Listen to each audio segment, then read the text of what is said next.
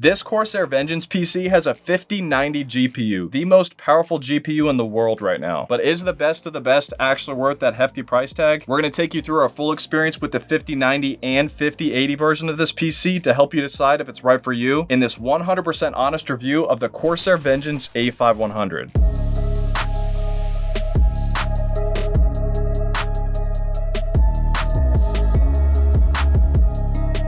I'm going to quickly take you through the unboxing and what's included, gaming and creator benchmarks, design and build quality, the internals, thermals, fan noise, overall ease of use, pricing breakdowns and comparing its price to performance ratios against the competition, and my overall top likes and dislikes. If you decide against this PC after anything that I say in this video, just keep watching because I'm also going to be sharing with you some alternative PCs that I recommend for every budget. I'll include links down below for all the products that I mentioned, as well as tagged directly on this video or using a QR code if you're watching on a TV. I guarantee that by the end of this video, you will know if this PC is right for you or not. But if you still have any questions after watching this entire video, just shoot me a comment, and if you're publicly subscribed, I guarantee a personal response. All right, now let's rewind back into the past real quick and check out what came in the box.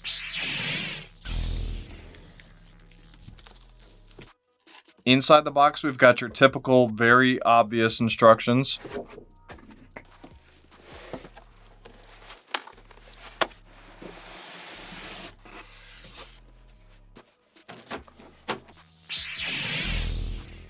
Inside, we've got another small box with some SATA cables for any extra hard drives you might want to add, PCIe cables, more SATA, your very beefy power cable, Wi-Fi antennas, a very kind thank you for choosing Corsair card, and lastly, your warranty guide.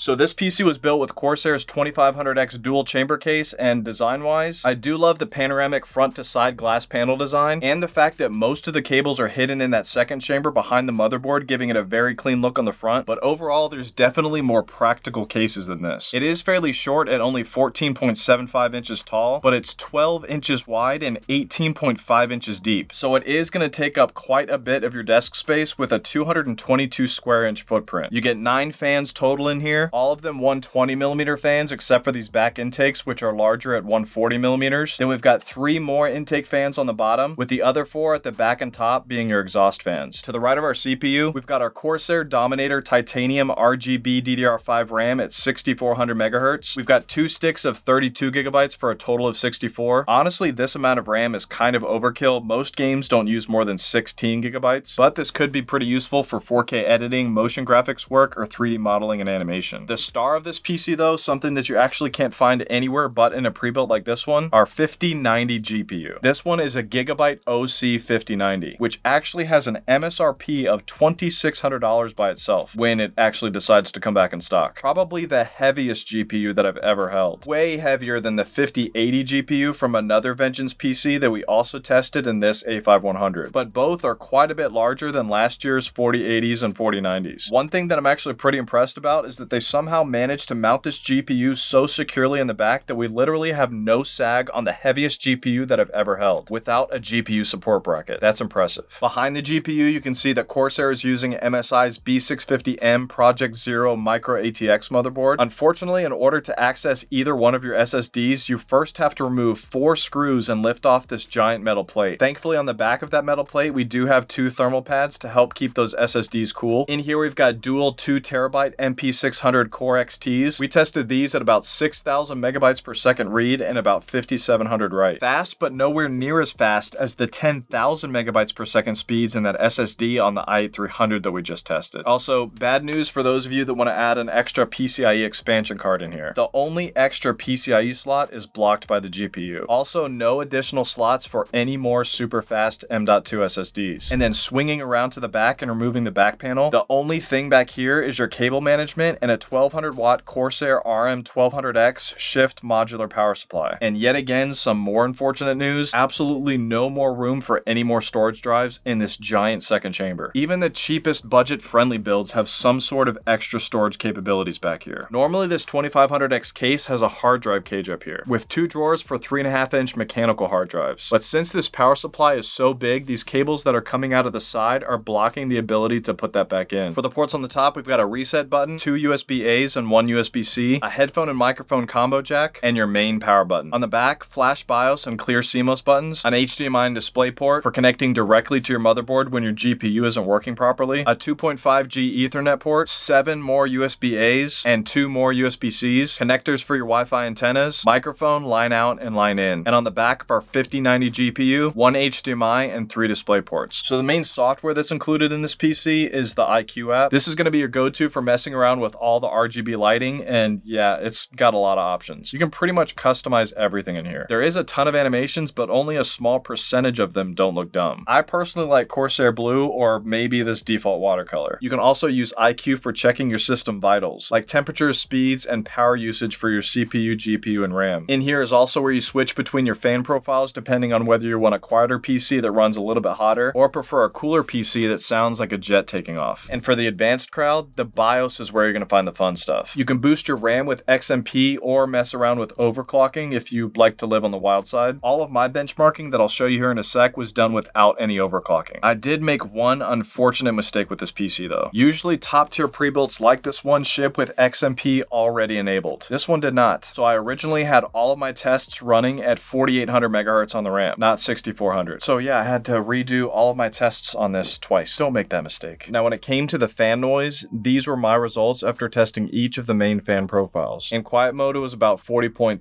decibels, which is really quiet. But then when moving up to extreme mode, it brought the fan noise up to about 48 decibels. But that profile I also discovered was very aggressive with the RPMs. Setting IQ to balanced was much closer to what most PCs use for performance mode. Extreme mode showed no improvement in FPS anyway. In balanced mode, it was just a little over 43 decibels.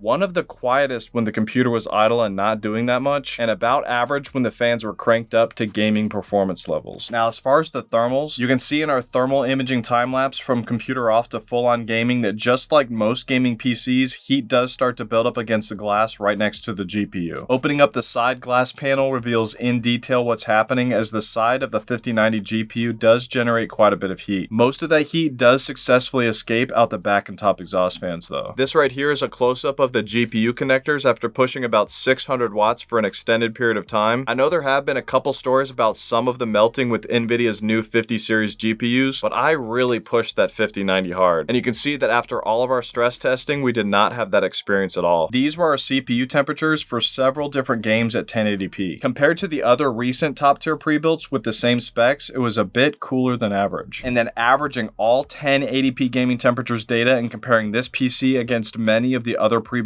that we reviewed, you can see that overall it stayed very satisfyingly cool compared to the rest. And then moving up to our average 4K gaming temperature tests, I organized this chart by the GPU because high resolution gaming puts a lot more pressure on the GPU and less on the CPU. This shows the GPU in the 5090 version of this PC to run about as hot as last year's 4090 PCs, which is actually kind of impressive considering how much power runs through these new 5090 GPUs. The 5080 version was also about the same temperature-wise compared to previous gen 4080s. So far this year, it's the second coolest 5080 PC that we've tested. Now for the performance and gaming benchmarks, and up next, the most important part of this review, the price to performance ratios. Because we are using a 9800X 3D CPU, these creative benchmarks are not going to be that impressive, but just wait until we get to the gaming benchmarks. For Cinebench R23, which simulates its 3D rendering power, we got a multi-core score of 22,813 and a single core score of 2,085. And putting it up next to all the others, you can see that this is about the same rendering performance as last gen Intel i7 PCs, which are way less expensive than this PC. If you are a creator looking for the best overall multi-core rendering PC, that Intel 285K and that Corsair Vengeance i8300 is definitely going to give you the most power for that. And another very helpful test for you 3D renderers is the V-Ray benchmark. And as you probably expected, it did very poorly here as well compared to current and previous gen Intel CPUs. This is a CPU-based rendering test that demonstrates how well a PC can handle the more advanced realistic rendering that takes a lot longer to calculate. The GPU rendering score, though, is for those of you who are doing a lot of high polygon 3D modeling or real-time viewport rendering and lighting. And this chart right here really sums up how incredibly powerful the 5090 GPU in this PC is. It's not just the highest score that we've ever seen, it's the highest by far. Our Adobe Premiere tests were another disappointing benchmark though, with a score of only 13,610. So not really the best PC for 4K editing or even motion graphics work. And as you can imagine, again, the Corsair Vengeance i8300 that we just reviewed once again is at the top for editing. For 3D Mark, which is a great benchmark used to determine a computer's overall gameability, you can see that the 5090 version of this PC again destroyed the charts, way above anything that we've ever seen. Actual gaming benchmarks are probably what you guys care the most about though. These were our average FPS results that we got for several games at their highest preset settings at 1080p. Pretty impressive overall. Putting the overall average gaming FPS up next to the other recent pre-built PCs, you can see how great it really did, with the 5090 version performing about 20% faster than all the 5080 pre-builts. Then taking those overall averages and also putting them up next to many of the other gaming pre-builts from last gen, this gives us an even better overall perspective on how these PCs stack up against the competition. And this showed that both the 5090 and 5080 versions of this PC topped the charts. The fastest PCs we've seen yet. They both did very well at 1440p as well. The 5090 still dominating the charts, while the 5080 performed closer to a 4090 at this resolution. And the chart at 4K just looks insane. About 30% higher FPS than the top tier PCs below it. And these are the more specific FPS for each game, with both the 5080 and 5090 versions of this PC at 4K. If you actually want to watch all of my gaming benchmarks for this PC with all the live stats for all these games, then check out my gaming benchmarks link down below, or using this QR code if you're watching on a TV, or click up here in the top corner. Now, as far as factoring the price to performance of this PC, right now at the time of this recording, this PC is going to cost you $4,000 for the 5080 version and a whopping $7,000 for the 5090 version. Yeah, it's pretty high. Make sure if you do use my link to purchase any of these Corsair Vengeance PCs that you also use code Justin50-S for $50 off. I know it's not a lot, but it's something. Also, it doesn't work on 5090 builds. As you can see in the charts, the 5080 version of this a5100 has an okay price to performance ratio at 1080p. It was better than that i8300 that I reviewed though. This is because the 9800X 3D CPU in this a5100 does exceptionally well at lower resolutions. The 5090 version though had the worst price to performance ratio of all of them, since you don't really get much of the benefits of a super GPU at this resolution. That budget-friendly AVGPC that we just reviewed with AMD's new 9070 XT GPU is by far the best dollar per FPS ratio that we've seen yet at this resolution. Similar results at 1440p as well, but things changed quite a bit when we jumped up to 4K. Because the 5090 version performed so incredibly well at this higher resolution, it was no longer in last place. One thing to keep in mind with Corsair Vengeance PCs though is that you get double the warranty of most gaming PCs with 2 years instead of 1 year. Comparing the price of this PC with all other pre-builts with the newest generation of GPUs, you can see that again, it's one of the most expensive, both the 5080 and 5090 versions. If you just want the most powerful Corsair Vengeance PC that's the best at gaming and productivity and is actually upgradable and also the most premium looking in my opinion, that's going to be the Corsair Vengeance a8200 with a 9950X 3D CPU and 5090 GPU. This one, $7,400 though, which I'm actually pretty upset about because last month it was $400 less than this. So if you really want that one, I would wait until it drops in price. Currently the best value Vengeance gaming PC with a 5090 is the a7500 for $6,700. Now if you're understandably at a different price point, these are my recommendations for every budget. I'll include links down below for all the products that I mentioned, as well as tag directly on this video or using a QR code if you're watching on a TV. If your budget is under $4,000, then one of the best deals right now for a top tier pre-built PC is this Alienware Aurora R16 with an i9 and 4090. And as you may have seen in the price to performance chart, it had one of the best price to performance ratios at 4K. This is one of the few brands that still offers PCs equipped with 4090 GPUs from the previous generation. In today's market of massively overinflated prices, that PC is not that bad in comparison. Just keep in mind that it also uses a proprietary power supply and proprietary motherboard, so those parts can never be upgraded. Closer to $3,000 and I would get the Skytech Chronos with a 9800X 3D and 5080 GPU. I really liked this one when I reviewed it, and this one that I'm recommending today is 3 times faster than that one. If you need to be under $2,000, then your best bet would definitely be that AVGPC Whirlwind that I just reviewed with AMD's new 9070 XT GPU. This is the one that I mentioned earlier that had the absolute best price to performance ratio that we've ever seen at every resolution. This one is in really high demand though, so if that one goes back out of stock, then I would get this Skytech Omega also with AMD's new 9070 XT GPU as well as a 7800X 3D CPU. This one is going to perform about the same as that AVGPC, it's just a little bit more expensive. And if that's still too much, then this Blaze Mini with the 4060 Ti is what I would get for around $1,100. If you absolutely have to be under $1,000 or you're just now getting into gaming PCs and you want your graphics to at least match that of a PS5 or an Xbox Series X, then a decent option would be this ABS Cyclone Aqua for $900. That's the bare minimum that I would recommend for semi-decent graphics settings though. Overall, my favorite things about this PC are its performance, its 2-year warranty, and its visual design, not its practical design. Which brings me to my least favorite things about this PC are its lack of upgradability, with no available PCIe slots and absolutely zero capabilities to upgrade your storage, its pretty large footprint on your desk, and that rendering performance. Now, if you do decide to purchase this PC or any of the others that I mentioned, then please remember to use my affiliate links in the comments and description below, or tag directly on this video, or using a QR code if you're watching on a TV, as I get a small commission at no cost to you for every single purchase made. And it's actually a major factor in keeping this channel going and getting better and better for you. I'd also like to thank all of my members for your monthly support of this channel. Also, make sure to like, comment, and subscribe with notifications turned on to stay up to date with all of my latest tech and gaming PCs. Yes, PC gaming is awesome, but please do not let it consume your life. What helps me mentally is staying active, eating healthy, and spending more time with my family. Also, reading the Bible 4 times a week has been shown to massively improve your mental health, and I can vouch for that. And if you're a little skeptical about the Bible, then check out the book or documentary, The Case for Christ.